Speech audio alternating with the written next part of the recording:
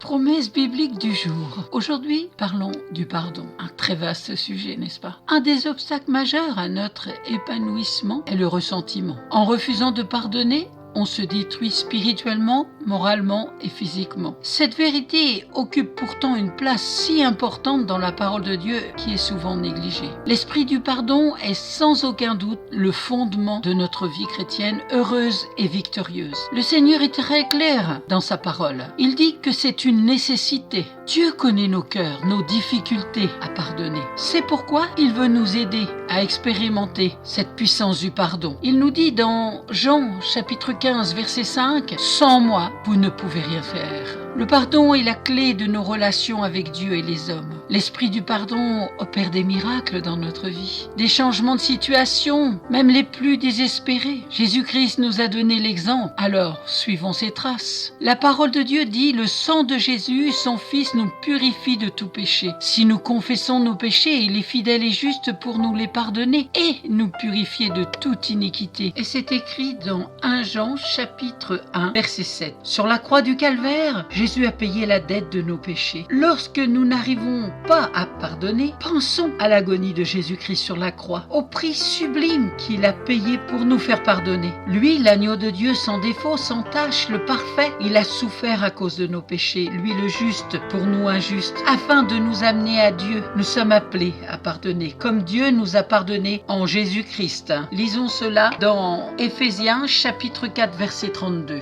Aujourd'hui, si vous entendez sa voix, sa parole, n'endurcissez pas votre cœur sur le pardon. C'est un choix, une décision de notre part. Si nous ne pardonnons pas, nous ne pouvons pas être pardonnés par Dieu. Nous ne pouvons pas avoir une communion parfaite avec Dieu. Attendez plus. Venez à lui tel que vous êtes. Venez au pied de la croix, là où Jésus a tout accompli, là où il a souffert pour chacun de nous. Amen. Si vous ne possédez pas de Bible, n'hésitez pas à me contacter, je vous en offrirai une. Et continuez à méditer, à prier et demander de l'aide au Saint-Esprit de Dieu pour pardonner, pour vivre une vie meilleure, une vie de paix, d'amour et de grâce. Soyez bénis, bon courage, à très bientôt.